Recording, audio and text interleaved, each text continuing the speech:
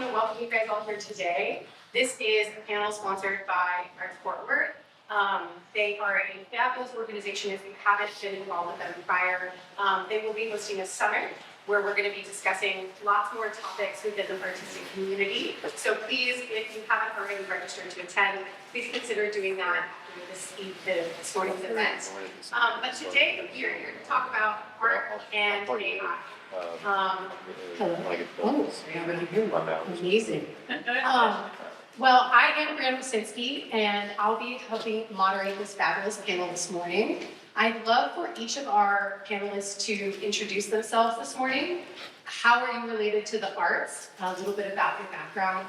And then we'll start off with one word that comes to mind when you hear artificial intelligence.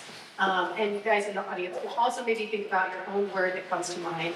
But I think that will help us kind of orient and start off our conversation.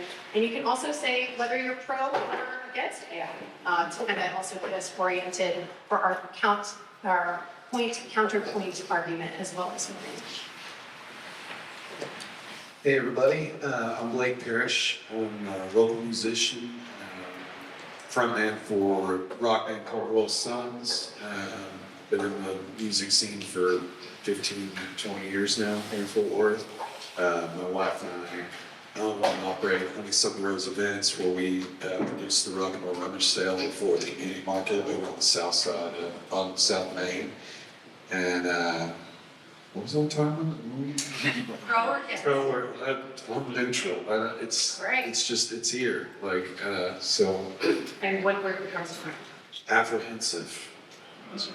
Yeah. And then, yeah, so not to say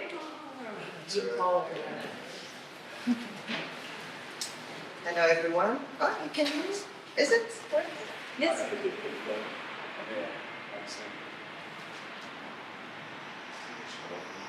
How about now? Now? Yes. It's working. You're through the speaker. It's okay. I'm gonna speak up. Do you think I'm doing something? Check. Okay. Yes. Okay. Hello everyone. I'm Shermeen Yousif. I'm a new professor in architecture at UTA. My background is researching AI. In my PhD at Texas A&M for 6 years, I was learning about AI. I developed machine learning algorithms for my research, which is generative design systems. And then I joined Florida Atlantic for 6 years. So I was away from Texas for 6 years, continuing research on AI and architecture. My research is mainly creating and formulating design processes with AI. And how we evaluate a process where AI is a collaborator, and I describe it as orchestrating AI and human creativity in the process. I believe I'm a pro AI because I've been celebrating a little bit, but I want to say that I'm also critical of AI. So we'll maybe discuss this later, but I believe we can be pro AI, but also critical at the same time.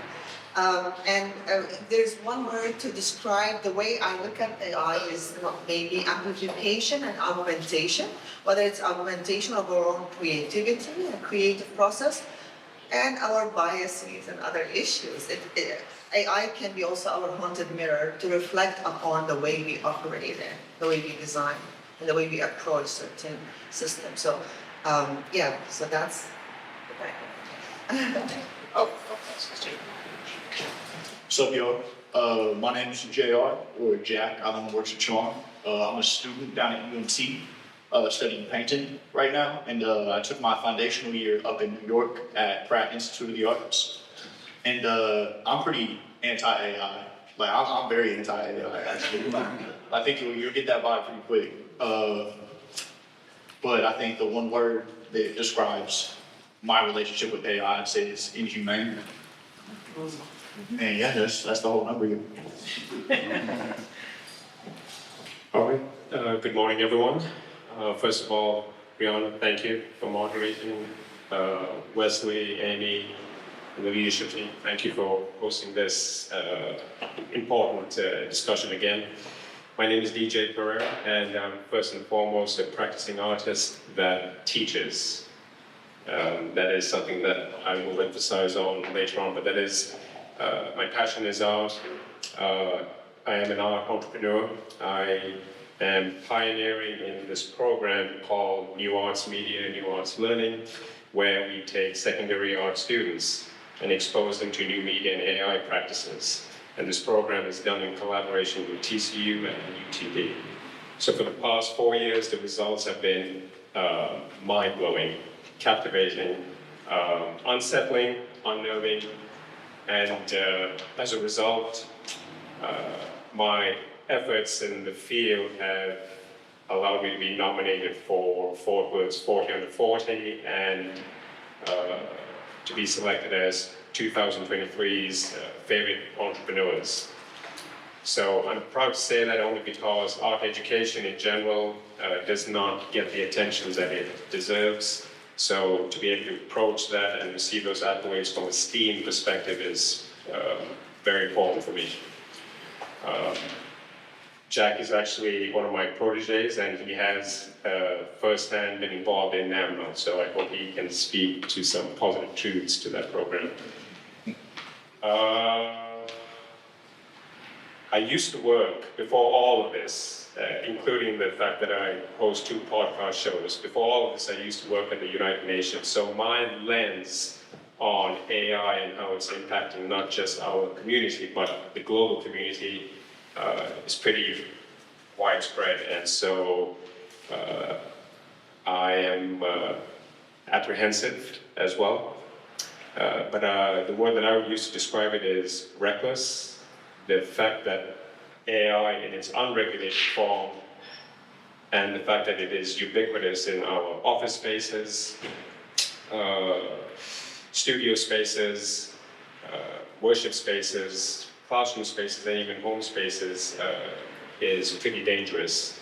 And you just have to understand what's going on around the world in order to grasp the recklessness behind it.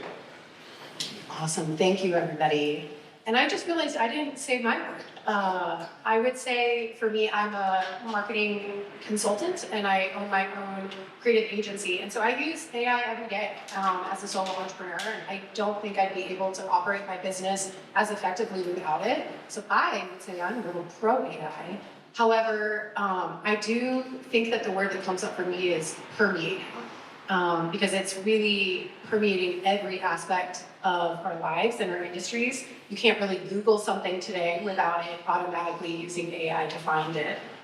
So I do think that it is here, and I think that today's conversation is a really important starting point to looking at how art is affecting all of these different industries. We have a fantastic panel of musicians, artists, architects, educators, who are all taking a look at how it affects their different industries. So what is also crazy is that today, it's January 2026. ChatGPT was released in November 2022. So we are still in the very beginning of what is happening with AI. I like to always say, we're in the Wild West of AI. We don't really have a lot of regulations, as we've already talked about.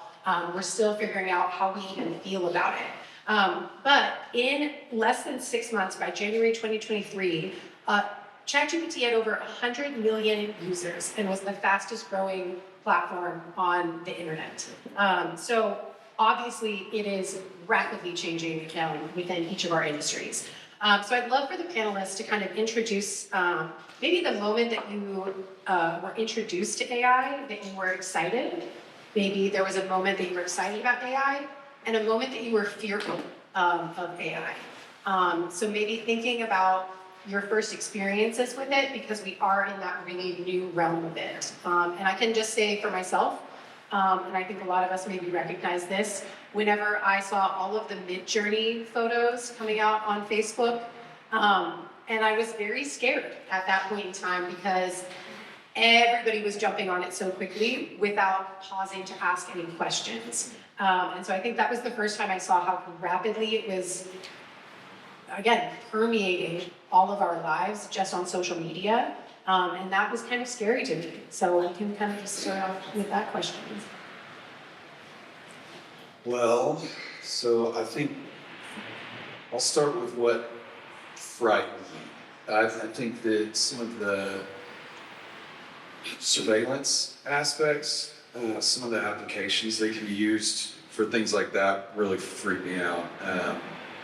One that I can think of specifically is when AI figured out how to use the Wi-Fi signal to be able to see through, like to see, so to speak. He used his eyes so he could see through walls and could see you moving around, just based on how the, kind of like echolocation, I guess, is sort of how that works.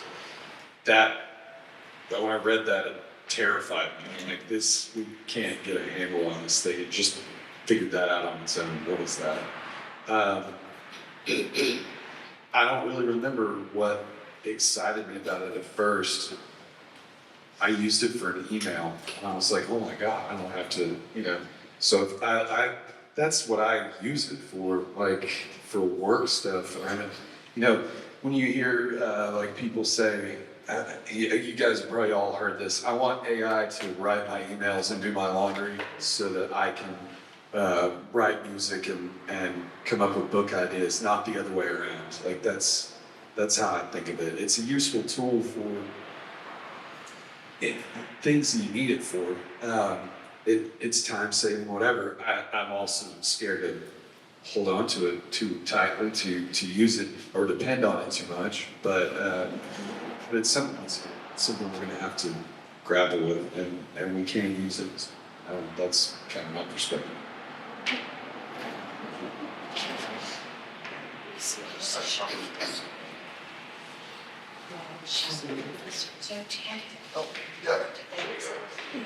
So I think it's great to reflect on our own excitement and also kind of concern about AI. For me, I was always excited about computation and design computation because that was my research interest. Even in my master's degree, I did master's degree in Germany, and our professors would come from big offices around the world, architecture offices that are world kind of famous, and I was scripting in a software to get to a program that can design with me. That's before what we call the actual AI models. In my PhD, I did research AI models that you can actually train yourself. So it was less scary and more exciting because there's this family of AI models called GANs, G-A-N, which is Generative Adversarial Networks. You can actually feed them data, like images, and they're trained on the images, and they can produce some kind of averaging or interpolation process, produce similar samples, but also exciting for us as architects because we can have this authorship and agency when we are feeding the input to the model. The frightening moment, I believe, is just like Briana said, Mid-Journey, because Mid-Journey is a family of diffusion models, like these image generation models. I also was one of the people who would post on social media and claiming that this is an amazing thing I did, which is the Mid-Journey did, basically. But it's also exciting and frightening because I think there was this moment that everyone can access this space and everyone can generate, which is it has its own advantage, but the disadvantage is that I think we're not sure of our role as creative designers or artists. We don't know what is our value. If AI can give you a design and everyone can do that, well, what are we exactly doing? And the scary moment when my students, because I'm also a professor, they use AI as a shortcut. They use it as if it is their own tool. They can tell me that this is my work, and that becomes problematic. So for me, I teach AI so that I make it explicit. Like, let's all learn how to work with AI so that they don't have this opportunity to use it as a shortcut to help them. I actually guide them to a process. So I believe that what AI gave us is a larger space of exploration. It opened up possibilities of imagination and creative design, and that I think is still exciting. But I think how we interact with it, what data was this model or the models we are using. I think the problem is that we don't know how the models were trained. It's still a black box. And the problem is that we don't have much to add to the way that those models are.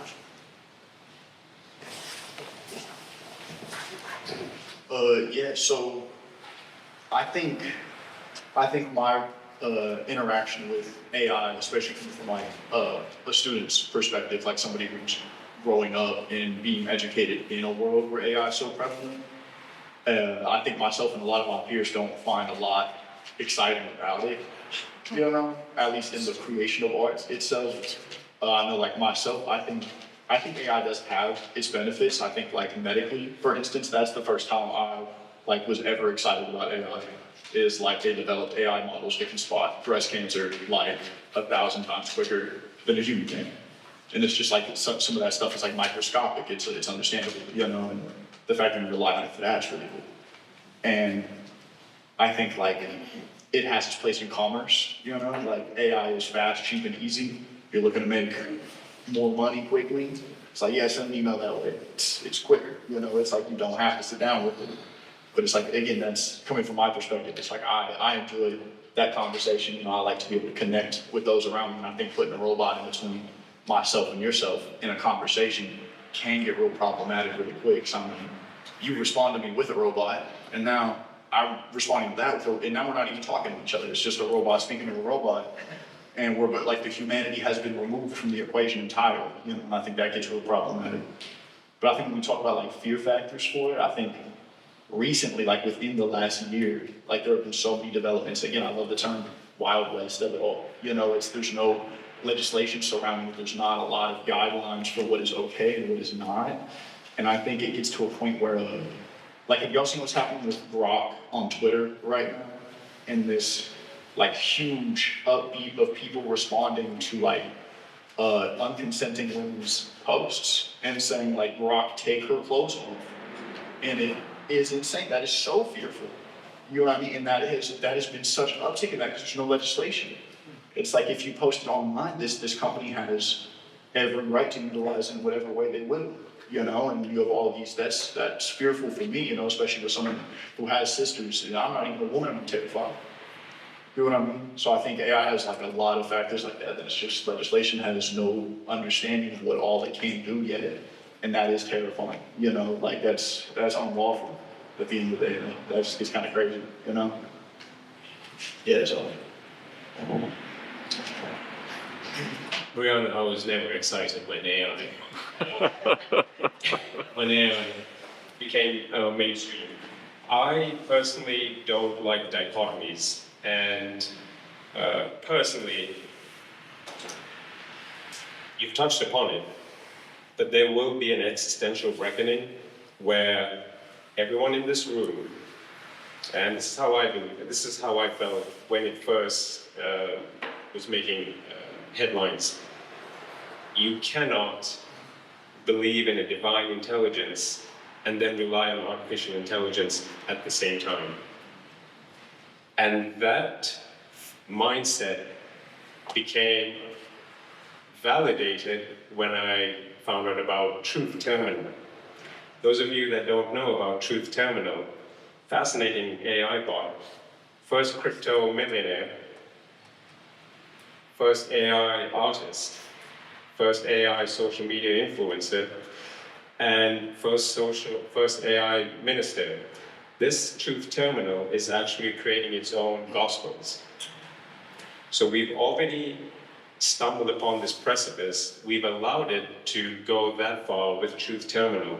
And ironically, it wasn't spearheaded by an American or an Asian, but by a Kiwi researcher by the name of Andy Iring.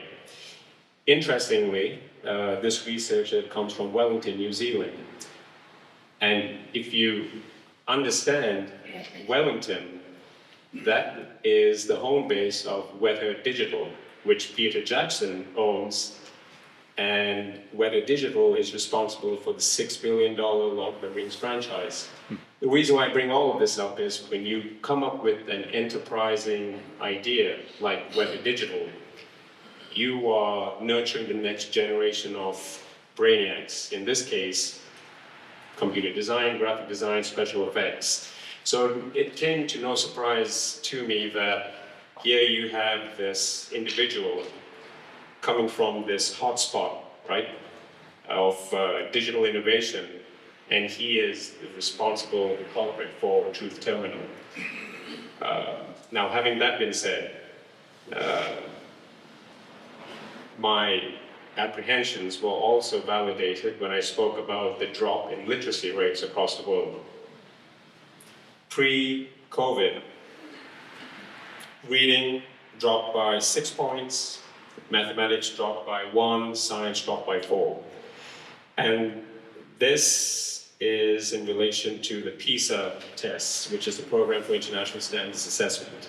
And that is carried out by the Office for Economic Cooperation and Development, which is part of the UN branch. They carry out these tests, which tests the aptitude of 15-year-olds across secondary programs, right?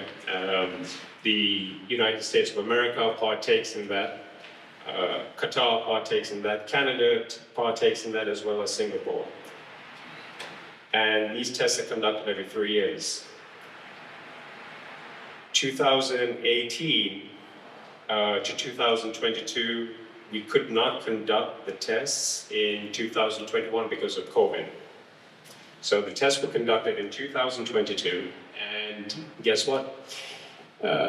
Reading fell by 11 points, mathematics fell by 17 points, science was stable, but it continued to fall at 4 points. It was still a drop. And I'm not going to attribute this decline solely to AI, but my opening remarks last year was that we are living in a post-literate society. And AI is only going to, for those of you that love cooking, flambe this issue.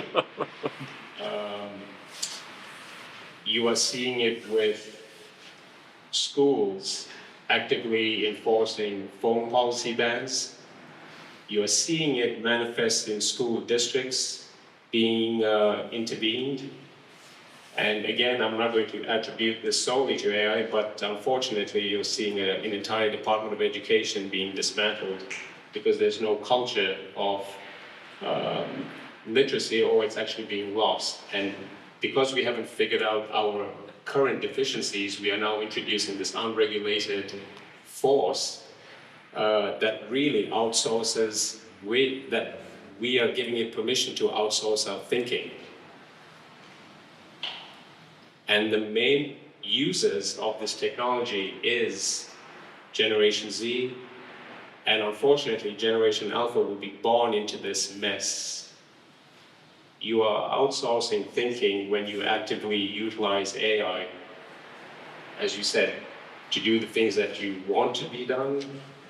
How do you differentiate between wanting and needing? So that is how I've always viewed AI. And as an artist, as an educator, and as an artist, AI is always going to perpetually be in opposition to what we do in practice. Bottom line. Thank you, guys. So obviously orienting us really early on and priming us for kind of the next theme that I want to discuss, which is authorship. I think almost each of you touched on who owns what we're creating with AI, right? Be it AI, if we're relying on it too much, if we're using it as an assistant, if we're using it as a creative tool, if it is assisting us with our work, who gets the credit if we're using it, right? Do we credit AI? Do we credit Midjourney for that? Or is AI something closer to using Photoshop or sampling an artist, right? We were talking about DJs before this. So with a DJ sampling a music piece, is that what AI is? As a graphic designer, I use Photoshop all the time. I use it as a tool to manipulate photography. So am I still the creator of it if I'm using it as a tool? And I'm putting in, let's say, all of the inputs into ChatGPT to create the image. I'm telling it what aperture to use for the photography I'm asking it to produce. I'm using specific hex color codes. If I'm using it to really carry out my vision, who is the author then? And we can continue to go down the line, or if somebody feels really strongly and wants to respond to that question. Jack? Let's go, Jack. Let's start this one. I want to start off by saying something that I mentioned to y'all earlier in the Zoom call. Up at Pratt, we had part of our curriculum was that every course that we took had one assignment that required the usage of AI. Like in every course, no matter what the course was, there was an assignment that required the usage of it. And like I said earlier, like in my opinion, AI can get real dark and unlawful. And so from my perspective as like a consumer with my own autonomy, I'm not gonna use it. You know, like that's just how I feel. I support something that has such loose regulations, you know, and can lead to that kind of harmful situation. So for me and my peers, there was a group that we all kind of traveled around with from class to class. And the group that I kicked it with, we took the zeros in every class. Every class that required us to use an AI, we just were like, no, like we're good. Let's just take the zero. And it's a wonderful thing too, because I remember so distinctly my professors being very with that thought too. They were very supportive of this move, and they were like, yeah, that is how y'all genuinely feel. No shame, no harm at all. And I think I bring that up to say, in my opinion, when it comes to the conversation of authorship as a student, it's not even like an argument. You know, it's the equivalent to a commission, right? Like I look at DJ and I say, hey, DJ, man, I would love a painting of a dog, right? A dog, green sunny fields. But then you make the piece, and then did I make the piece? No, I didn't make anything. I had the idea, don't get me wrong. But there was no creating that was done there. And I mean, it's the equivalent. It's the ability to go into an AI thing and say, hey, I want a dog in a sunny meadow. Well, okay, after you get that dog in a sunny meadow, like what did you learn? What did you gain from that? Paint a dog in a sunny meadow, and it's not gonna be good the first time.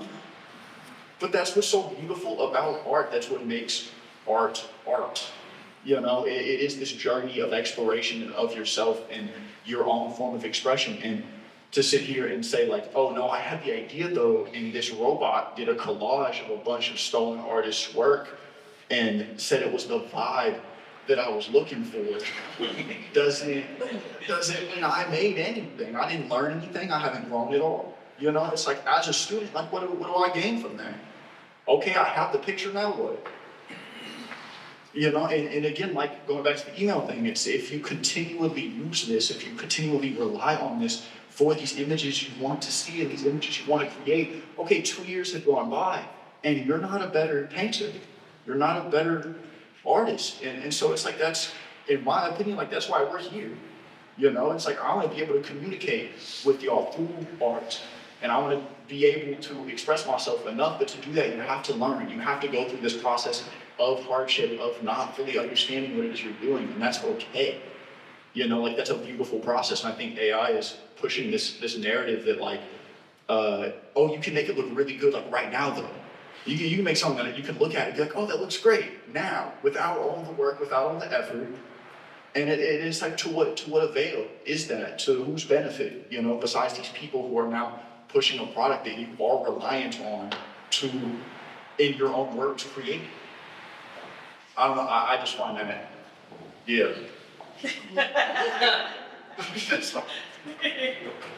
And it's because I'm the pro AI, so I guess.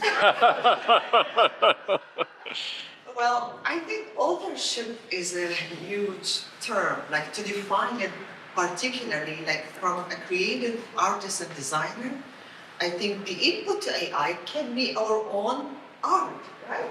And that's the problem, because I think, like I'm a millennial, so I used to create design before AI, so I have the confidence to actually input and prompt AI to do my actual design. The problem is the generation I'm teaching, because they're intimidated and they believe that they cannot do anything good, no good art or creative art without AI.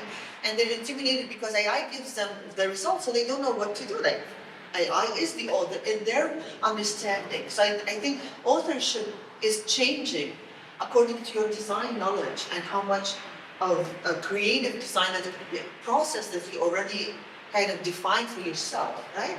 So you can train AI with your own input, data, images, creative art. You can input a sketch, and it's your sketch. Then AI will only give you maybe possibilities, modification to that sketch. So I think we can also look at authorship from the perspective of, like, we are the author of that design exploration exercise that we are doing with AI, and AI is only expanding that design for space for us. So it gives us, it's really easy and quick to test ideas that are yours. So I believe we're still the authors in this process, but then AI is pushing that in a very quick way, right? On the other side, I know that authorship, like who is owning the tool, the platform? So Midjourney, the company, I believe, they have the rights to have all of our input images as their own. So there's a risk, and this is also happening in architecture practice. Big firms are afraid to engage with AI because they're basically giving all of their archives to AI, and then their designs will be perpetuated and repeated, duplicated, right? That's a risk. So there's a tendency now, we're being very aware of that, to have what we call small trained AI models that are local to us, that are not shared with the general users of that platform. And that's one way to look at authorship being maintained and respected in terms of copyright, right? So I think there is a way to mitigate and to overcome the challenge that you're feeding a huge, large AI model your own private data, and your data will be actually shared with every user. And then your design will be also duplicated in a way. So I think that brings the issues of authorship.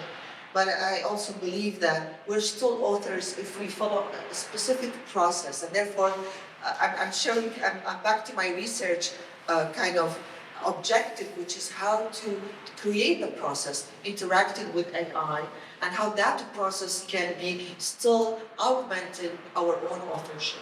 So our agencies is still there in the process.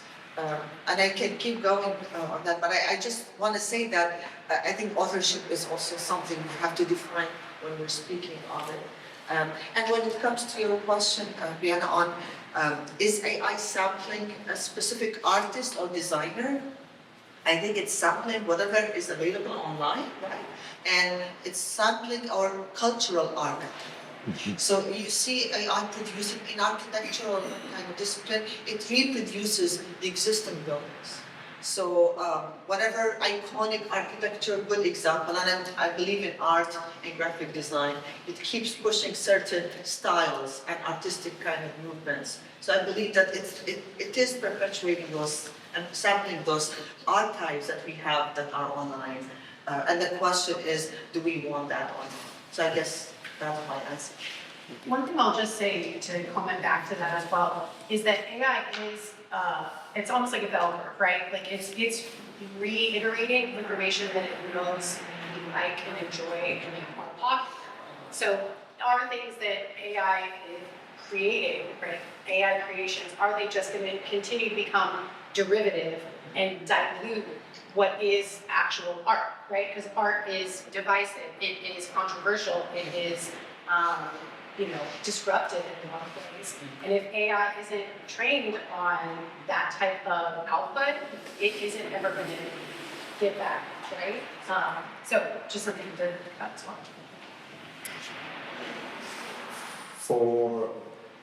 For me and the issue of authorship, as an educator, I have an obligation, despite my personal outlook. And this comes back to what I said earlier. As a practicing artist that teaches, I have an obligation to teach my students and expose them to the AI side of art making. So that resulted in NAMNAL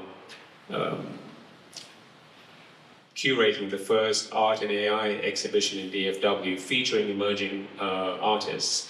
And for my Dallas side visitors, please correct me if I'm wrong, but that hasn't been accomplished, that's almost unprecedented, and it actually took place in this glorious space. And in that exhibition, we showcased a particular exercise where the students were confronted with that philosophical, existential issue of authorship. In that exhibition, we showcased several images that all centered around a 60-second sketch. That sketch was created using a stylus. And so it was basically a portrait. So you have this human intelligence artwork, which was fed into AI. And shockingly, in 5 seconds, AI generated 4 different iterations of the sketch. But what it did was it beautified it, it romanticized it, and even if there was a semblance of a female figure, it objectified the drawing. It was phenomenal. The breast augmentation, the cosmetic upgrades, but there weren't any of those hallmarks expressed in the human sketch. This comes back to AI being reflective of our societal prejudices, mindsets. You can have all the Me Too movements, you can have all the female empowerment movements, but the sad truth is AI is still perpetuating some of these biases that we as society have continued to tell ourselves that we've eradicated, but it hasn't. We haven't. And that exhibition, that exercise displayed those biases. And what was fascinating was, and I'll come back to what you were saying about boycotting, 100% of my students that partook in that exercise were absolutely pissed because those 4 generated images were totally not of their consent. It did not reflect their mark making or their expression. It was completely, like I said, finessed and beautified. And that was just last year. This year, however, something similar, where I've got 2 museums now partnering with them now. One of them is the Eamon Carter Museum of American Art. And instead of having the students feed AI their own artwork, I had the students generating an artwork based off of their permanent collection. So they're looking at historical artifacts that were innovative in that era. And then what we did was we took those reappropriated artworks and fed that into not just one AI model, but 2 different AI models. One was an American AI model, and the other was a South Asian AI model. And the results were absolutely stunning, because not only am I looking at cross-culturalism between HI and AI, but I'm looking at cross-culturalism between AI and AI models from different continents. We looked at Sora's output. Same thing with last year's results. To complete liberty, completely changed the aesthetic. And it just proved how dominant and how superior American AI models are in general. But when we fed it into DeepD, which is a Singaporean-based AI model, I have to say, very respectful. It stayed authentic to the mark making. There were slight deviations, but what it tells me is, and what it told the UTD researchers that were working on this particular exercise is, foreign AI models may not be superior because it did not completely change the aesthetic, but there was some appreciation and some respect, some unofficial regulation to respect the original input. So that was what was derived from that exercise, looking at how different AI models across different states, how they process information. And the students' reaction was a lot more interesting. They were not as pissed. Because, remember, the original input was based off of another artwork. So in this case, they didn't feel that their artistic integrity was infringed upon. But at the same time, I actually had 3 students that boycotted, just like Jack. And to my amazement, they boycotted because of the environmental and the integrity issues. And they had no precursor knowledge to what the exercise was going to entail. They just knew from the bottom of their hearts that, okay, this is something that I want to abstain from for ethical and environmental issues. And I'll end this by saying, the visual data is just stunning, but when you think about AI and data centers, you need only 2 ingredients. There's energy and water. And the amount of countries in the world that are water stressed right now, we can return to that but it's just amazing how people younger than Jack are cognizant of those issues, and they understand that that is a red line that they will not cross for the sake of their artistic integrity. Can I say Because that last note, I could the whole idea of kids younger than me being on this dying on that hill of I am not going to utilize this. I think there's a really specific reason for that being I think sitting in the different generations that we do, it's y'all have been doing this for a while. This is what y'all have made the past decade or 2 decades or 3 decades of y'all's lives pursuing, and it's to be that far along and for a tool to come out that makes things a little faster, or presents the idea that being done easier is a very like you said, Rachel, romanticizing, it's very ideal. It's oh, okay, cool, I can put a button work. That's it. But I think coming from my generation, we're still so in the headspace of wonder about creating, this is a beautiful form of expression. And it's I don't care enough to speed it up. My mind isn't on the commerce of it all and the business aspect of it. I'm just Process. Exactly, the process is such a beautiful thing. Yeah. And it's to be so in a space where you're so infatuated with learning that you're going down these endless rabbit holes of how it is you can express yourself. No party wants to cut that exploration down. That's all learning is staring down this endless tunnel of possibilities, and it's why would I want to just be at the end of the tunnel? Well, that, in a lot of ways, it feels like a shortcut to thinking. It's, people don't, it's in this instant gratification world we live in, people don't want to, some people, not everybody, but some people don't want to take the time to learn the discipline that they're striving towards. I've met people younger than me that say, I just want to be famous or something. And I'm for what? Do you want to create something, or do you just want to be some jackass on TV? And so it's not. Yes, it's a tool. AI is a tool, of course, but we're not talking about something that's the equivalent of a chisel for a sculptor, or a paintbrush for a painter, or a microphone for me as a singer. We're talking about something that does part of your thinking.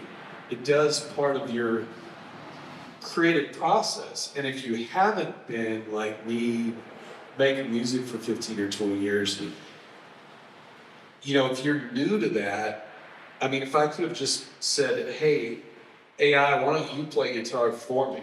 Because I don't want to. Not that I'm a great guitar player, but the point being, I want to collaborate with other people. I want to create music with other artists, I don't want some machine that's owned by a faceless corporation and possibly, well, not possibly, does have control of anything I put into it, has, you know, the rights to it. That's terrifying as an artist. And, you know, I have zero desire to use it to help me create anything. You know, I think it's fascinating. I think science, technology, all these different things, they're great things for it, but you can't, at least yet, you can't synthesize someone's soul. You can't, here's a good example. If you guys are familiar with Mavis Staples, she's a fantastic soul singer. It's been around for 60 years, 70 years. Mavis Staples said, if you don't crack a note when you're singing, you're not trying hard enough. Right. What does that tell us? That tells us that the humanity of the process is what, at least what I look for, what I admire. I want to, all my flaws and all my little uglinesses and all my perspectives, biases, and everything, all those things go into me creating a piece of music and me writing a song or whatever medium you're in, you know? And so, do we all just want to plug in and see what AI creates for your perspective, for your prompt? Or do we want to communicate as humans to other humans? You know, I mean, like the point, you called me out, good job on the email thing, you know? It's like, oh, it kind of shamed me a little bit. But you're right, like, I mean, eventually we just get to, you know, computers talking to computers, and who the hell is listening anymore? You know? And so it's just such a blurry line that I don't want to give it an inch because I'm terrified it will take everything, you know? So as an artist, I don't want to use it, period. And I think it's like sampling, but it's so much more because it's not like I'm sampling from my record collection. You're sampling from the whole world. And whether we consent to it or not, and that's scary too, is that like it's probably drawn from my music that's on Spotify that I never consented to it having. And where does that line get drawn? And they can't keep up with the legislation. They cannot regulate this fast enough for the intrusions it's making into our lives, the intrusions it's making into our art. And that's terrifying, you know? Again, I still want to use it for emails because I don't like this. but those lines, it's a very slippery slope. It's scary. Can I just add, I stated last year, if you recall, Briana, that until the UN comes up with a universal set of guidelines, guardrails, and regulations, you're going to have this conundrum where one nation will have their own set of guidelines, another state will have theirs. It'll be in direct conflict. It'll be an endless political issue. So, Arms race, though. Is China going to follow the rules behind the scenes? Or are we going to behind the scenes? you're absolutely right. Yeah, it is a race. And the last time this country was in a race with China on this front was social media, probably a decade ago. And even though America won that race, did it really? Society has become, especially the younger generation, highly addicted. It's the social media has just turned us into a hyper-sexualized society, a desensitized society. So whilst that race may have been won, there have been so many deficiencies that have been created, and now we find ourselves competing in the same race with no ethical or moral consideration. $500 billion has been poured into this endeavor for AI development. $100 billion of that is being poured into Texas AI infrastructure development. As an educator, what saddens me is, why the bloody hell isn't that money going into the school systems when you have actual actors peoples that can benefit from that, as opposed to this non-tangible entity that is artificial intelligence. It's owned by someone else, and we don't get public access to. I mean, we do in a limited degree. Something I also wanted to touch on, you were talking about guardrails and guidelines for these things about how you create with it, but not everybody has the ethics to apply those guardrails. Some people just want to get to the end product, like, I just want to be famous, like I said. Some people are just like, just give me the best thing you can create with my prompts, I don't care. You know, they're not concerned with the journey, they're concerned with the result. I don't mean to prolong this topic a little over, but speaking on that and DJ's last sentiment, speaking on that arms race and speaking on like the lack of ethics within this arms race of AI, I mean, people are capitalizing on that. Like y'all see, I don't know if y'all saw Disney and OpenAI. Like Disney was suing OpenAI for a lengthy amount of time, and while all that was undergoing, they reached a settlement where OpenAI paid Disney $1 billion, and now you can generate whatever Disney image you want. One of like the headrunners of like creative innovation has like sold their soul to AI. Where's our legal team? No, Just got to fit it up. exactly, because like going back to your Spotify thing, Spotify and Pinterest both have their own AI models that they sell to, they outsource to OpenAI, and they outsource to Meta, and they outsource to Grok, and they get like payments consistently for the usage of that database. I don't care royalties as it is. Where am I? It's these huge corporations swapping hands back and forth. It's like they're just making $1 billion deals before the legislation gets put in place to fully capitalize on Art it. is the new data. Exactly. Art's the new It's data. being They already treated buy like your a data, now you can buy your own. Exactly. That was the whole sense of it. It's like the billionaires are swapping money right now, and again, we're just getting chips for our work. Well, because for them, it's like, oh, we can make a song, and we also don't have to like give you royalties. Yeah. We don't like, yeah, we can have a X amount of, like we can have no employee and just have a robot. I don't have to give Sarah from accounting Saturday off. I 'cause got that's a what $20 check last year for the last 3 years of music, of royalties. See, that's what I mean. And it's like now they can just make an artist. They, you know, like Spotify right now is super saturated with like playlist on playlists of AI generated music that are pushed on you in your homepage. So it's like if you go to Spotify and you open up your homepage, I assure you there's like a lo-fi playlist that's got like millions of streams. That there's no person behind that, and people put that on as background music, and that's cool, you know, to each his own. But yeah, there aren't people benefiting from that. Spotify is putting more money in their own back pocket.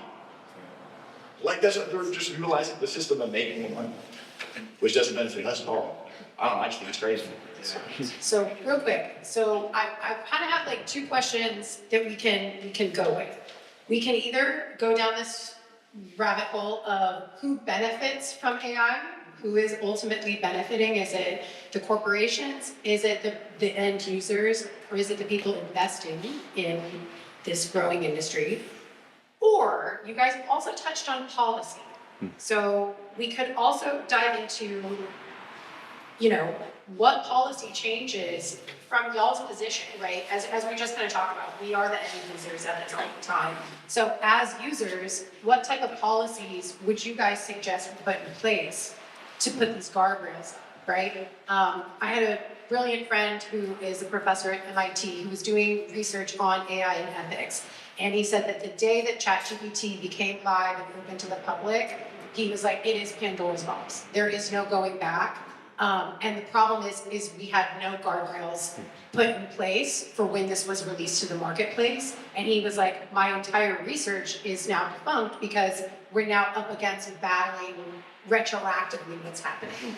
So I feel like policy might be the way to go. Let's go ahead and let's lean into that. DJ, do you want to go first since you've got the mic? Okay. I said it before, there has to be one universal body that needs to come up with a set of guidelines that every state nation can adhere to. Otherwise, you're going to have conflicts of political agendas, you're going to have conflicts of cultural values that differ and that do play a role in policy making. At this point, I feel what needs to be done, whatever we decide to do as adults and policymakers, has to be directed at Generation Alpha. They're the ones that are going to be born into it, and we need to assess and reassess our weaknesses and how vulnerable we are, so that way legislation can be built on protecting. So right now, policy needs to be built as a preventive measure for societal purposes. It's easy to control and manage AI within an academic realm, because every university institution has its own policies. Again, that's another dilemma, because it's not the same. Private universities' policies are going to greatly differ from public universities. But that's at least a breath of fresh air. It can be regulated within that spectrum. At least, and even more so at the secondary level, it's black and white. AI is forbidden to be utilized in portfolios. It's forbidden to be utilized in UIL competitions like BASE. I know some of the audience members here partake in that. But like Jack mentioned, at the secondary level, it's forbidden. At the tertiary level, it's allowed as long as you follow certain parameters. But then outside of academia, you've got this dichotomy where Disney is investing $1 billion to OpenAI to allow you to utilize 200, I believe, of its characters that include Pixar, Marvel, Star Wars for the next 3 years.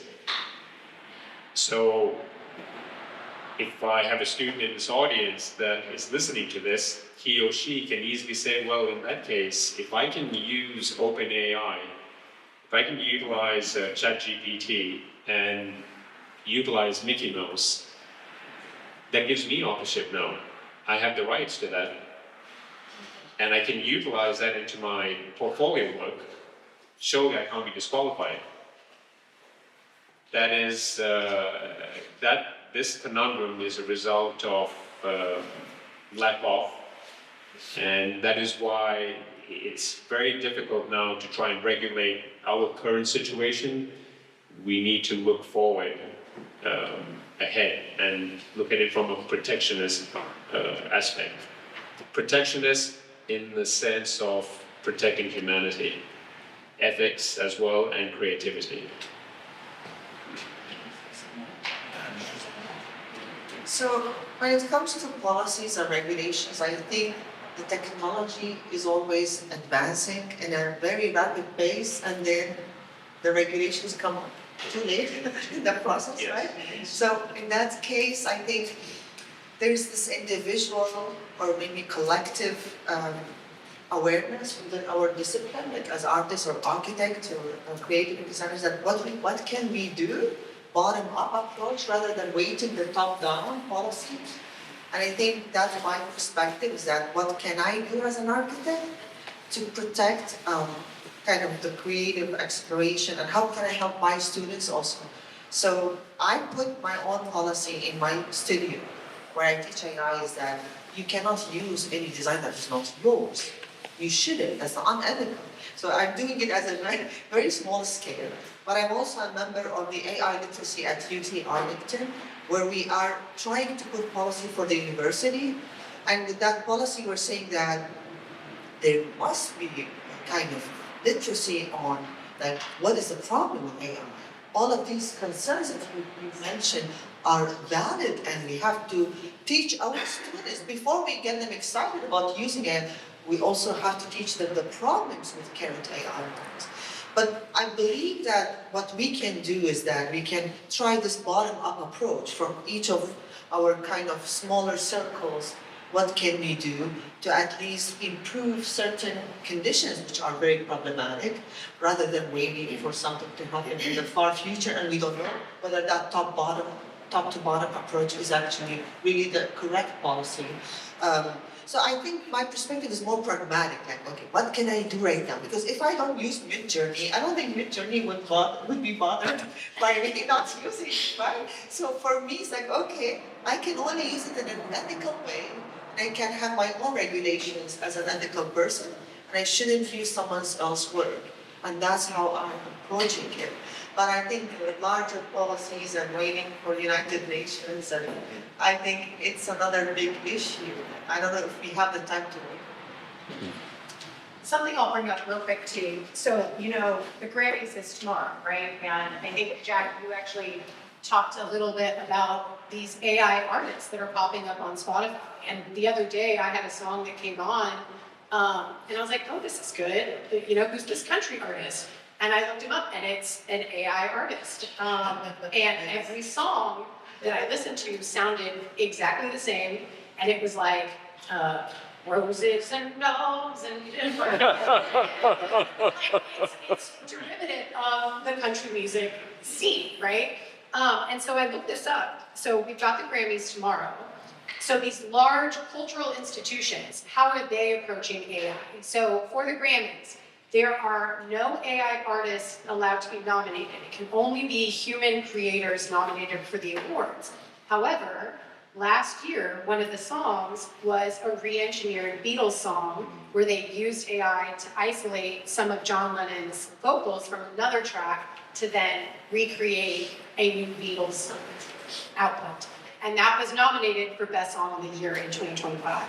So what, in y'all's perspective, I just want to bring this up because it's topical, because we've got tomorrow, do these large corporations like the Grammys, like the Oscars, like the Academy, or large institutions need to be forging the way of policy change before things like the UN, right? Well, great question.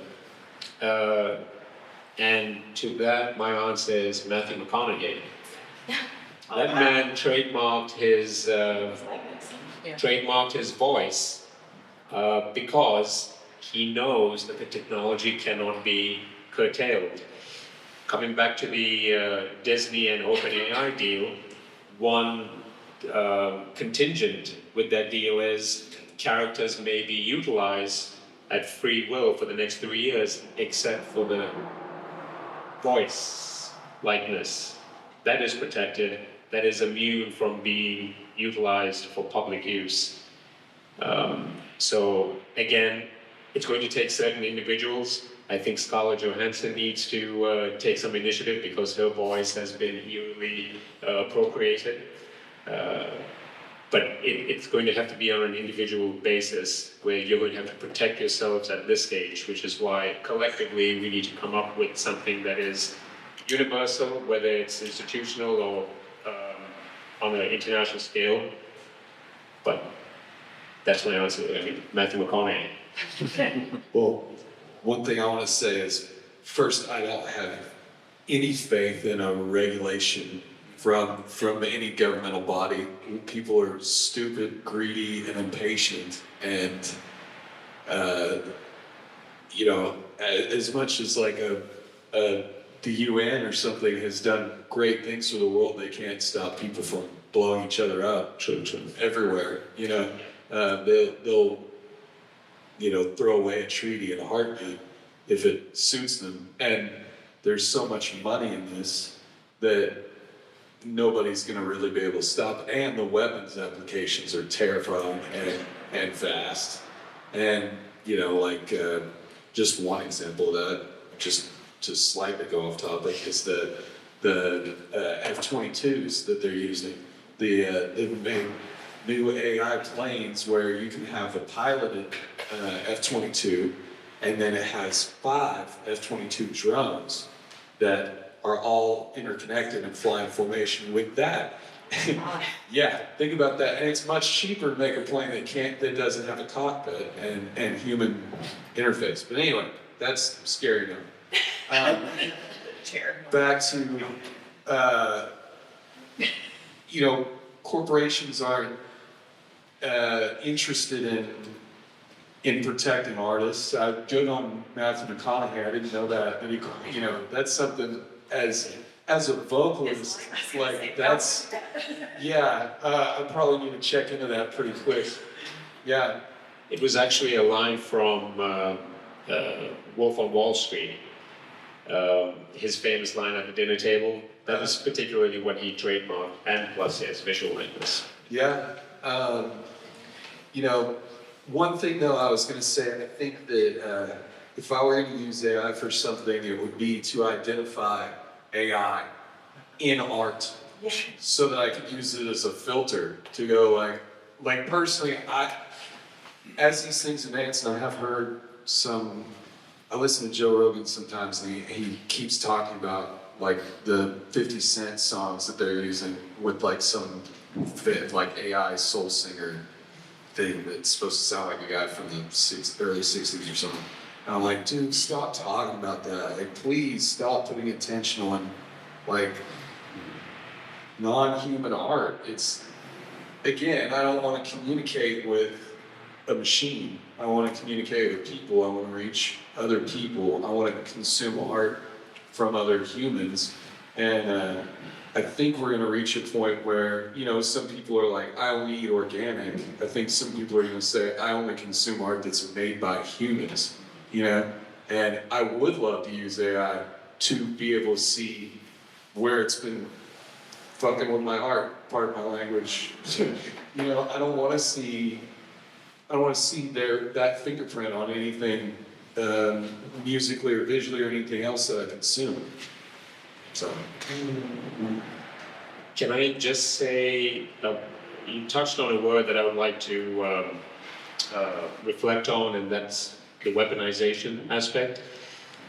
Because there has to be rules, regulations in this regard to protect against weaponizing the use of AI, and that comes back to the water issue that I raised earlier. I want to bring up India and Sri Lanka, for instance. There's been a lot of investment in Indian AI infrastructure building through Meta, Perplexity AI, and OpenAI. And Google, for instance, they are investing $15 billion, okay, into Indian AI infrastructure. India has a population of close to 1 billion people. Sri Lanka has a population of close to 22 million. We have a higher literacy rate than India does. Ours is at 92%, India's is at around 80%. But what makes the Indian market so hot is the fact that they've got a superior IT infrastructure, and to supplement that, they've got the IT human resources as well, which is why it should be no surprise that 70% of the H-1B visas are issued to Indian nationals. The skill set is there, the smartness is there, the technological savviness is there. But all these investments into India is mainly because they have 900 million internet users. That is a petri dish for all these AI companies. And what they're actively doing is they are contractually partnering with all these telecommunication companies and allowing their users to utilize their AI applications for free for a certain period of time. So even by the end of that promotional period, once the young demographic, the young Indian demographic gets hooked onto this AI service, even if 10% of that 900 million choose to subscribe, that's 90 million. Even if you halve that, that's 45 million new users, okay? But here's the issue.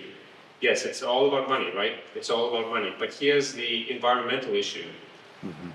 India's population is 18% of the global population, but that country has access to only 4% of the water resources. How the bloody hell are they going to sustain an infrastructure to sustain that AI need that they cannot choose to abstain from? It's a race that they have to compete involuntarily. And what we should all keep an eye on is the Middle Eastern countries. The only country that can compete in this race would be Saudi Arabia. They've got their public investment fund, which has $900 billion in assets. I would be fascinated to see how they utilize water to sustain their efforts to build an AI infrastructure. It's a desert climate. Does this mean water is going to become the new commodity? Does this mean water is going to be the new trade? I've been saying that for years. Mm-hmm. Does this mean the next time India and Pakistan get into a war, that they will cut off water supply to Pakistan, which almost happened last year with the Indus Water Treaty? Will water be weaponized? Could water be subjected to tariffs? That is how, water AI could be weaponized if we think that far ahead. Here in Texas, we're building those giant data centers, and we're running out of groundwater in West Texas right now. And we're bringing in water from Mexico, and nobody's really that concerned because, again, people are short-sighted, stupid, and greedy. Well, and if you're concerned, there's nothing you can do about it. No. There's too much money, there's too much power, and too many lazy sons of bitches that are in our legislature.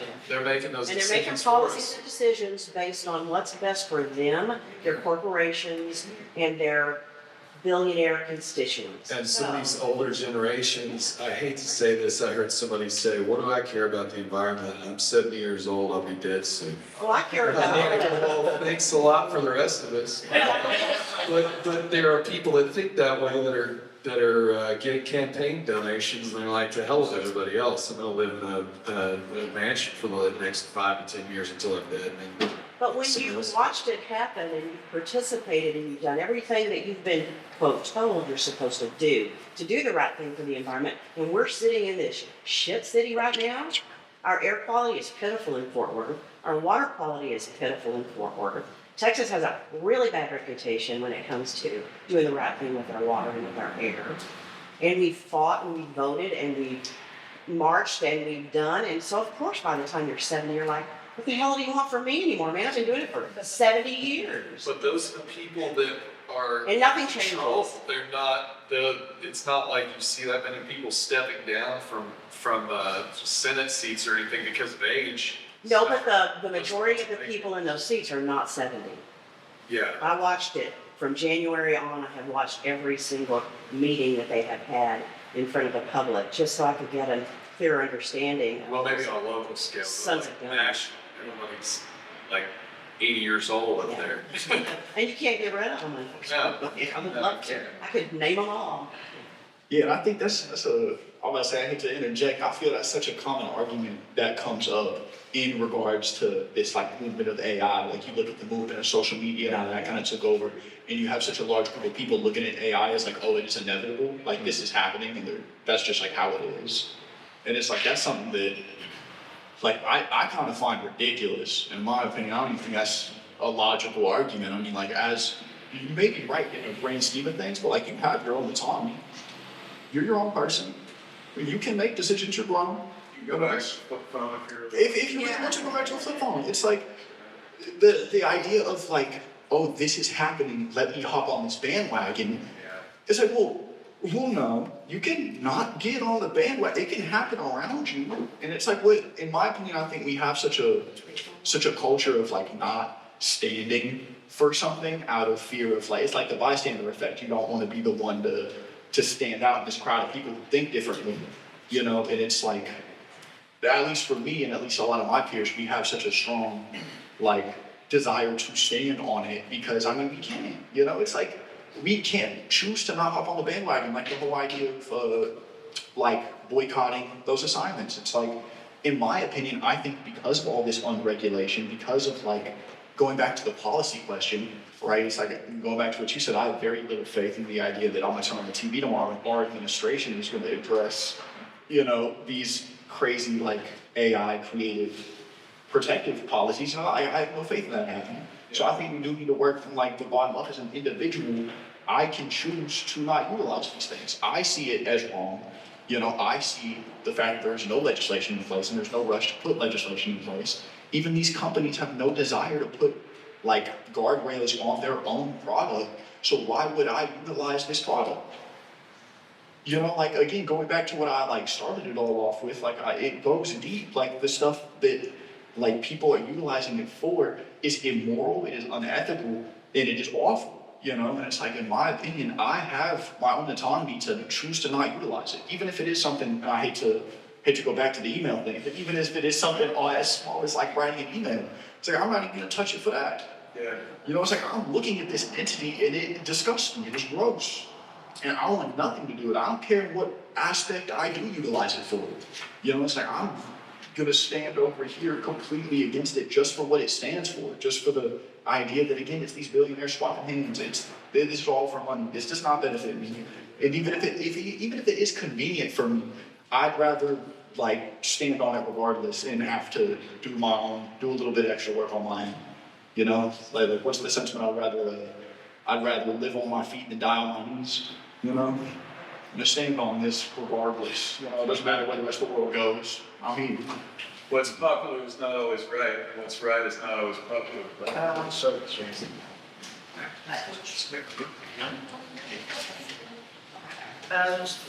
I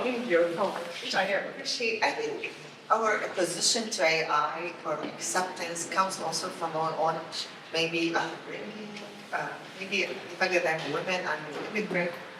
I don't oppose too much in my life. So it's I deal with the things that come to me and I'm less resistant. So I guess I really like and I respect what my students said. Shermeen, you told us to use AI. I'm going to just use it for your assignment, but I don't like AI. And I love those. I mean, I love my students and I totally agree with them. And I do empower their opposition to AI. But I think, speaking of all the issues, my position is that can we do something at least to counter this harm?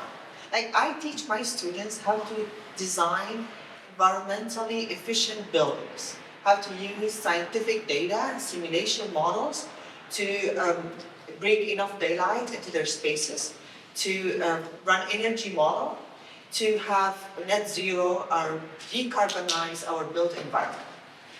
And in that process, they use AI. So what happens is that, yes, data centers consume energy. They're very problematic. They really contribute heavily to our carbon footprint. But my other side of it, like, okay, can we use AI to create more energy efficient designs and solutions to counter the harm that data centers are doing?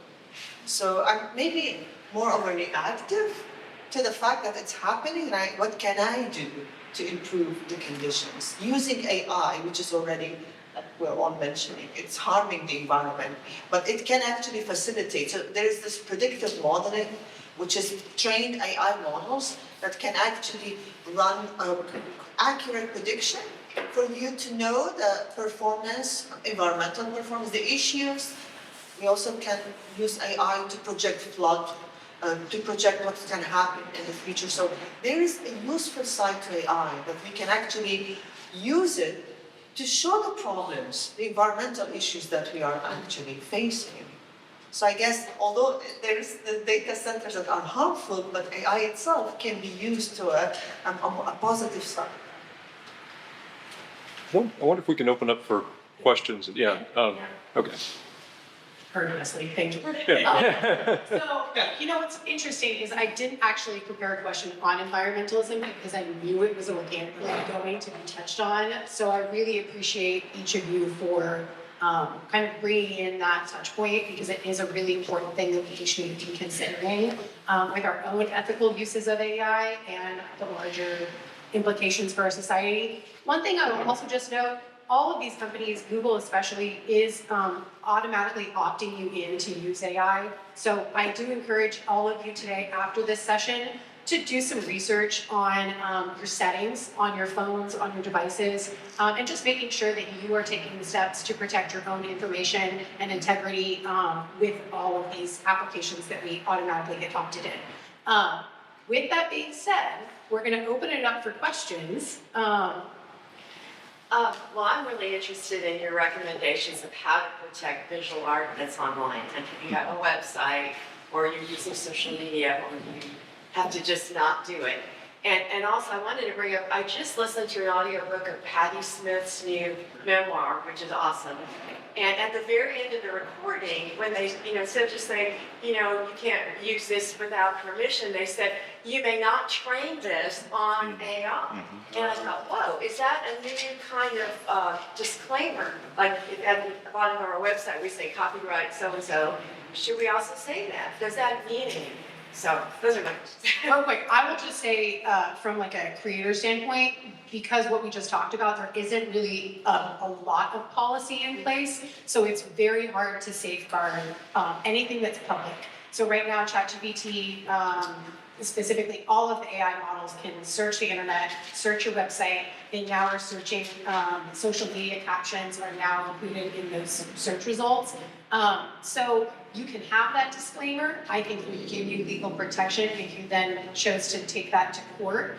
But because of the issues that we were discussing with the lack of policy, the AI model is, it's the Wild West. Yeah. That's what we're talking about. So to your point, I think you can put in that protection, and that can help you build a legal case in the future, but I don't think that you can turn off AI from searching your website.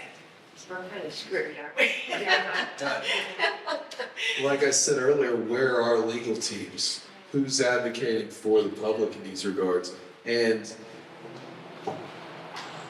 these, like ChatGPT or somebody, I mean, they've got so much money. It seems like it would be so much more convenient to train it, apologize, and pay you a small, just throw some shekels at you and say, screw off, than it will be to actually be concerned with whether or not you want to control or whether you want them to be able to access your, or whatever art, whatever contribution it might be. There also has to be a level of accountability.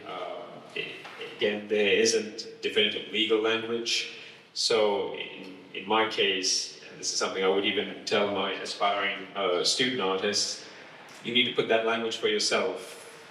You need to embed that disclaimer on your website. So just as much as it is important to have your Instagram and LinkedIn and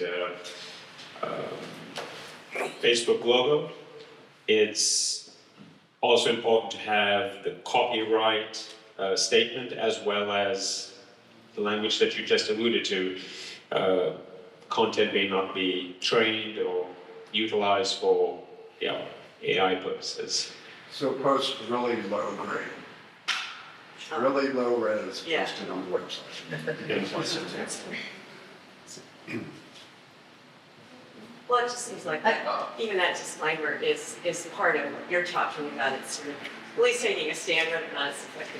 It's the Matthew McConaughey effect.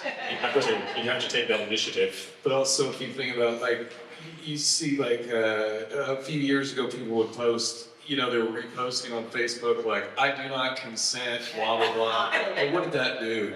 It didn't do anything. It doesn't protect you. Just because you make a statement that you don't agree doesn't mean that they're gonna, even if you do have some legal protection, they'd rather pay you off in a settlement than they would actually protect your voice or your art or whatever. I don't think that really has any teeth.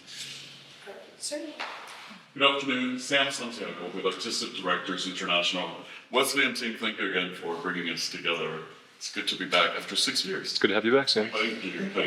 So a couple of comments. I love what you just said about accountability, because the reality is that AI is not the problem. Human intelligence or our inability to take responsibility for what we're doing is really what has gotten us in this situation. Debbie and I were just commenting a little while ago, about the big masters of the Renaissance. And they were using their apprentices, right, to do some of their work, not crediting them. And then the church was paying for all of that. So it's exactly the same ecosystem. It's exactly the same situation 500 years later. So it is important to understand that we need to look into that accountability and ensure that we're doing that at whatever scale we have the ability to do that. And we all can do it differently. This is one of the ways we can do that. So, that's good. That's the good news. The not so good news, we were talking about Pandora's box, right? And the reality is, and I'm ever the positive kind of guy at the end of the day. So we just need to find that hope at the bottom of the box, right? Because we know that Zeus put all the evils of the universe in there. The very bottom of that box, really a jar. That's another conversation. Put hope in it. I don't know that we believe that policy is that hope. Maybe it is. Maybe it's a combination of different things. But it's conversations like this and then taking action on it, which is really going to make a big difference. And I thank you for it. Thank you for this conversation. On that note, on hope, one of the questions we didn't get to was about does AI allow access for those who maybe wouldn't have had access to expensive tools like a microphone, a chisel, oil paints, and things like that? Like, can it also, for this next generation, Gen Alpha and things like that, be used to have access to art and tools that they might not have access to otherwise? So I do think that there is a hope piece to the conversation, depending on the lens that we look at it. I wonder if we can have enough people from the grassroots teaching AI ethics, just like we teach our children ethics. Could religious leaders and just, parents, whatever, get in there and give it an influx of information on ethics? Would that change the outcome? I think that's something that, like you were saying, it's on all of us. It's on everybody to determine how much you want to participate in this. And, we may not be in control of all that, but I mean, yeah, should people be out there trying to teach those ethics to younger people? Sure. But I mean, just like you encounter people with terrible manners because somebody didn't teach them. I mean, it's really on all of us, But can you teach it to AI? Like, can you make it become part of AI? Well, Is that can you impossible? teach ethics to the people that are in control of it? There was a French philosopher, Charles Baudelaire, who said that only lazy and uncreative painters would use photography. And when I listen and I think about the use of AI in art, I always go back to the history when the painters said, this will destroy everything that we hold dear, which is painting landscape paintings, because everybody will just take photographs of their landscapes that we're painting. And then when photography became commonplace enough, that painters began to change the way they paint. I think it's something in the hope that you're pointing to and in the direction you're going, is that AI isn't a tool for everyone by any means. And it's not, especially in the art world, you have the media, you have process, and unfortunately, we also have those consumers, and those consumers are the ones that are downloading Spotify AI. But there's this moment in time right now, I think, a cultural revolution, where suddenly you get to say, I'm not going to listen to that, I'm going to have an advocacy for that, or I'm going to remark, or I'm going to make work that uses this, because this is a tool that I'm interested in, and I'm curious to how this culturally might play out. And I think that's something that's really exciting for me with AI, is to watch how something so significant can change arts and culture and creativity and consumerism. I did not imagine that would ever happen in my life. I'm a photo historian, and I work in the darkroom with my media, right? I'm making like 10 types. I'm like an old woman, right? I never thought I would to see something so culturally significant happen, and to see how that happened in real time. That's so exciting. It's unfortunate, it's scary, it's unhinged, but it's also like so clever and so unique and so curious to see the way that the world is responding to it. So that's the hope. And I also think that it plays out in history as well with those lazy and uncreative painters who were suddenly given permission to paint abstract or to challenge the media itself of painting. So that's. First off, great panel, so thank you for putting together. I think it's really great hearing everyone's like varying opinions. And then I was gonna say I wrote like way too many notes, so half the time it falls on my phone, it's like you guys said some really awesome stuff. So kind of staying on the topic of, to the question, kind of to the panel, but to yourself, I was like, if we do localized models to mitigate against like copyright and the sharing of data, like you were mentioning, right? Do you think that that strategy is fundamentally scalable? And is it truly possible for a large use case, and how exactly? So like as a sub-note would be like, from the financial side of it, or the funding, or even having enough compute, like let's say in Fort Worth, we want to protect Fort Worthians' data. So like, can we actually execute that? Because the big companies have these endless amounts of swaths of money, resources, and such that they just throw money at. So if we did try to do that to mitigate risk, is it even scalable? So. Yeah, it's a great question. So I just had this conversation in a conference in September. Architects gathered in a conference called AI Design Practices, and there was one professor from MIT who was saying that we cannot use ChatGPT the way it is for legal documents. So we can train our own small GPT model, which you can upload like hundreds of pages, and then it stays within your own control, or it's a local GPT model that doesn't share your documents with the ChatGPT, the big model. And that's one way. Now to scale it, I'm not sure how to scale it, but I think what we are looking in that conference as a conversation is that maybe we don't ever need a bigger scaled up model. Maybe we need small AI models that are specific in terms of tasks, like they're task specific, they're contextualized, they have data that are data you share, you uploaded, you input, and they stay with you. And then you connect one output from an AI model to another AI model, and then you orchestrate this kind of AI model agents interaction, and within your own kind of, let's say, process.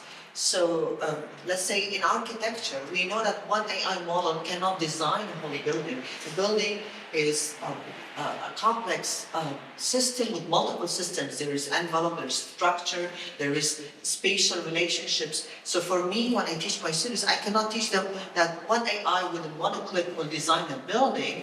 So what I do is that I disentangle the design activity into smaller tasks and smaller phases, and then we interact with one AI model to achieve one specific task, feeding it our own input, and then continue to train it, and then the output gets to be an input to another AI model. So we orchestrate the process of interconnected AI models, and that's how we get to maintain our authorship and agency in terms of what exactly the design intention is.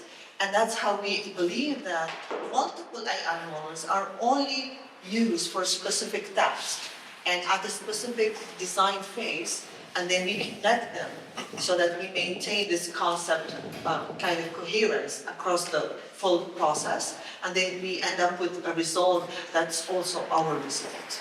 So I hope that this helps, but I had to follow up. The follow-up was like, how do you scale that? Because at the end of the day, you're the intelligence of that model. Right? So it's essentially having to scale you, right? So it's like, I appreciate that answer, and my question would be like, if it's for a neighborhood, if it's a smaller, at the smallest scale, or if it's a region of a city, or at the larger scale, a city itself, right? So that's just a follow-up, but I would love to hear from anyone else as well. Can I throw something real quick? Sorry. So I did a brainstorming session with Fort Worth Botanic Gardens about how to use AI and how they could use it to scale impact. And one of the ideas that we talked about in the brainstorming session was they have a huge amount of data on plant research, and what if they created their own AI model that participants from the Botanic Gardens get to scan any plant in the garden and get information about it and how they can plant their own and things like that. And we talked about what does that look like to scaling across all botanic research facilities across the United States, and what if there was a massive botanic database of research that all of these gardens could use and participants. And that was the idea, but they were like, we don't want to put it in a ChatGPT because that's our proprietary research. So it would take, I think, also a collective buy-in. And again, there would have to be policy for those who are buying into that like localized model in order to make sure that we're ethically all using it to scale. So just a use case. Yeah, and I know coming from my perspective, I'm still a student, right? So it's like I'm pulling from like the limited understanding of what I know now. But even then, it's like speaking on the scale thing and speaking on the botanical garden thing. I think like the idea of having such a small like AI database that's so local almost like nullifies the point of what you're looking for out of AI. The whole appeal is that, oh, I can see what this would look like as an oil painting. Well, if I haven't fed it any oil paintings to feed off of, it's not gonna know what to spit back out at me. It can only understand the database in which it is trained on, you know? So I'm like, I don't think it really can scale with such a small like database to draw from to begin with. And even on top of that, you see what's happened in the past year or two. I know Meta's done it more than once, and I know OpenAI's done it more than once, where smaller AI corporations that have gone off of like only consented databases, like databases of people who have given it of their own free will, and just purchased it. But you just buy them. Because I mean, we're at a point where it's like, I can't even blame them, because they can buy your soul. They can look you in your face and say, I will give you $750 million. And it's like, I can't look at this small AI company. It's like, yeah, that will change their lives and their families' lives forever. You know, and I think that's just gonna keep happening. I think anytime an ethical AI model gets to a degree in which they could have a larger audience than any of these huge corporations, they have enough money to buy them out, or they have enough money to shut them down. You know, and going off of the botanical garden thing on a whim, because I could totally be mistaken, don't get me wrong, but am I hearing you correct when it's like you have this huge team of researchers of like these plants and of this wildlife who want to like incorporate all of their knowledge into like an AI system so that people can just ask questions whenever? They may, I don't know if Oh, Botanic yeah. Gardens Sorry. gonna do that. Sorry. But they were discussing it because they do have this massive amount of research, and right now that research is just sitting in their archives. Like, it's not really, like, yes, we're acknowledging the researchers' time and energy, but is it also serving a larger good and a greater public, being able to access their knowledge while still maintaining their again, it goes back to that authorship. And it's like, I hate to, because again, I could be totally wrong in this account, but this is like, I mean, I think it makes it more digestible, right? Like that idea would make it so digestible to such a large audience, but it's also like, isn't that just like a book? You know what I'm saying? I mean, you have all this research, and it's like, don't get me wrong, you could put it online and format it in such a method that is like, oh, you ask a question, it can give you information. But if you have all this research on you, publish a book, and that's all the information. If they want to look something, that's the table of contents. You know? All right, so I do want to be respectful. We've got about 5 minutes left, so I think we've got time for one more question. And then Wesley, I would love for you to maybe close us out and give a little thumbs up for the summit. Thumbs up for the summit. Awesome. All right, Scarlett, we'll go with you. I just have a quick question, because you brought up something that was in the back of my mind. Whenever you guys talked about AI art, I was a little appalled because I was like, wait, is that art? I constantly have this debate in my head about what is art and what isn't. And in the world that we live in, I think a lot of the things that we accept as art is just consumerism. So I'm a little concerned after having this panel and listening to you guys on the art that is out there, digital art, accessible to the masses, which I appreciate because I am part of those masses. Are we, for lack of a better word, whitewashing the understanding of art overall? Are we whitewashing the understanding of investigation, of journalism, of everything that is accessible through ChatGPT? Even writing an email, which I use it for all the time, and I will not stop using it for that. I have that question for you. one of the workshops we held at TCU was a communal exercise. So what we did at UTD with those portrait sketches, that was a one-on-one. So it was basically HI versus AI. But at the TCU workshop, what we conducted there was a community, a collaborative exercise that involved each student at their respective desktops creating a generic background design. That was prompted. AI generated the image according to their prompt. And then everyone stood up and rotated, desktop by desktop. And every new user that sat down entered a new prompt. And now AI generated a new image that was superimposed on that background. So this pattern kept on repeating itself 15 times over. And I say 15 because that was how many student participants there were. So once the original creator returned back to his or her seat, they were sat in front of this visual vomit. Had multiple images, this composition was incoherent, it wasn't artsy whatsoever, there was no intelligence behind it. Perhaps midway through the journey, no pun intended, but midway through, there was something spectacular, right? Because it wasn't so polluted with visual imaging. But at the end of this exercise, neither myself or Professor Bontrager led them to an answer, but the question that was posited to them was, who's the creator? Was it the individual that first prompted?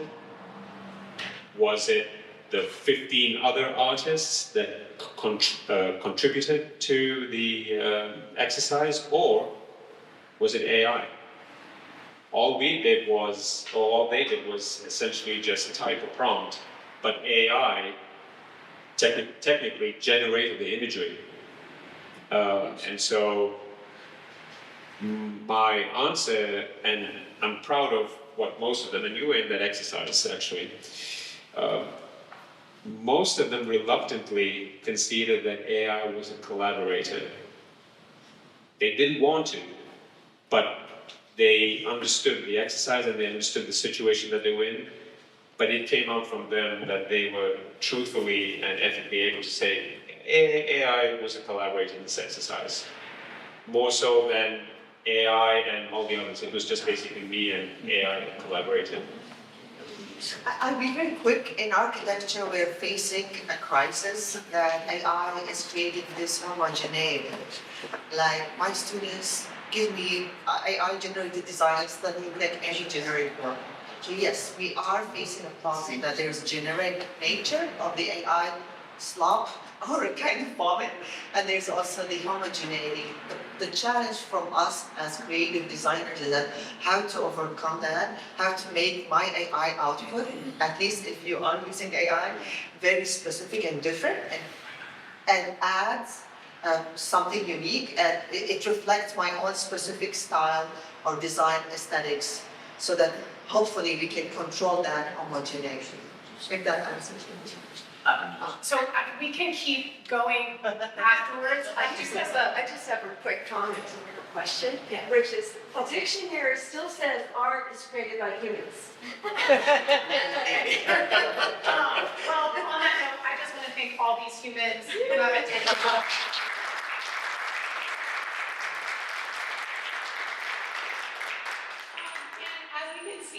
You guys, this is an evolving conversation. I really do appreciate everyone who joined us for the discussion, all of our panelists, Arts Fort Worth for having it, and also the pool and your Southside for allowing us to be in this great space. I will tee up Wesley for this. If you want to continue this conversation, we obviously can be in this space for a little bit. However, there will be an opportunity for you to continue to engage with the arts community here in Fort Worth. What a great segue, thank you so much.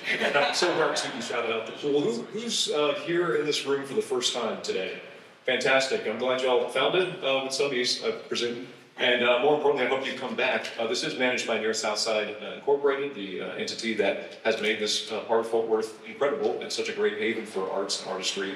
And as you notice, the walls are blank right now. They're often full of art, and if you're an artist who's looking to put your art on some walls or in some space, I'd love to put you in touch with Megan Henderson and Natalie Chaplin, the team over here in their South Side to help you showcase, because spaces where we can come together as human beings to see art that was created by any means, but to experience it in person with our own eyes and our own sensory abilities. And then to be in community with each other is so powerful, as we've explored in different ways today and as we know from our lives. But as Briana so well teed us up, this conversation started a year ago at the Arts Forward Summit. You may have noticed the banner as you walked in.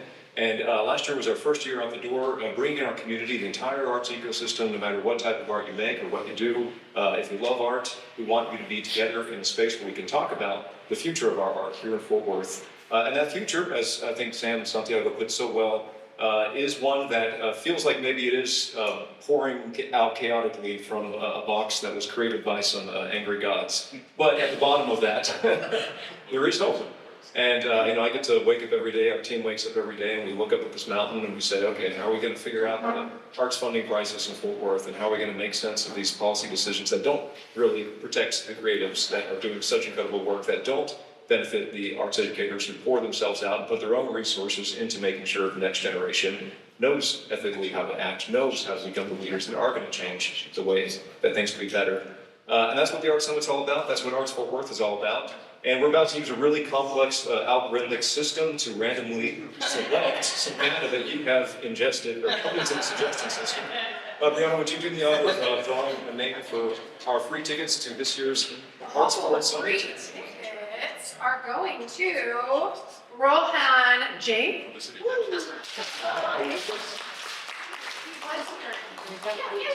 Awesome. All right, well, talk to Amy Razor, who's waving her hand in the back. And we'd love to set you up some tickets. This year's event is actually 3 events combined. On February 27th, during the day, we're welcoming multiple independent school districts and high schools that are charter as well as private to come together and talk about career pathways, academic pathways in the arts. That evening, we're celebrating some amazing leaders in the arts with the Heart of Gold Awards. And then the next day, we're talking about public art across North Texas. We're talking about arts advocacy and especially looking at success stories from San Antonio, from our leader of Texans for the Arts, the work they do with the Texas legislature, and our film industry here in Fort Worth, and the amazing success they've had, and what can we learn throughout our entire creative industries, and how to also have some amazing success. And Blake, to your point, we often do wonder who is fighting for us in these halls, and I will tell you, not enough people. we need more resources to support the lobbyists that we do have in the state legislature, that we do have in Congress and on the Hill. But we do have organizations like Texans for the Arts, like Americans for the Arts. And when y'all participate in events like the Summit, when y'all work with organizations like Arts Fort Worth, we are able to speak with our decision makers and help to move the dial in some ways. And that's because of the work we do and the way that you make that visible. So by showing up, by connecting, by sharing your stories, we're able to continue to push that boulder up the hill, or maybe sort out Pandora's box, depending on which metaphor we're in. So thank you all so much. Let me make sure I didn't miss any notes or any thank yous. 2 other things I want to say. One, we do have a digital platform called Culturalist that you can find on artsfortworth.org. It's our way of helping our community have a place to show up in cyberspace. But the data is protected. It launched Arts Fort Worth. It's our way of helping you create portfolio systems, helping you share events where the information doesn't just go to a large corporation that's based in another part of our country. And with that too, our team is helmed by a sculptor who ended up working with FinTech. And I'll tell you, they're extremely dedicated to making sure that whatever they can do to prevent internet sources that may scrape data from accessing the website, it's a huge thing that we spend a lot of time working with them on. So highly encourage you to look at Culturalist as a way to find opportunities to show work in real life, to fund the work you're doing, as well as discover each other, and what we hope to continue to make a safe space for digital connection. And lastly, we talked about making a change. Today, January 31st, is your last chance to vote in the Texas Senate District 9 election. If you live really anywhere in this area, you have the ability to cast your vote for 1 or 2 candidates. I won't say which one to vote for, but let me just tell you they both have very, very different policy approaches to everything in our lives, and especially creativity and art would fall into that. So if you have a chance to look up the two candidates that are on the ballot, if you have a chance to get yourself over to Tarrant County Courthouse area as one of the voting precinct sites, I strongly encourage you to do so as soon as possible. Hang out here for a few minutes, grab some food, have some conversation, and then get yourself over there and cast your vote. Thank you all so much for your time today. Thank you so much for being together in the community. Thank you to our panelists and to Dr. Yousif.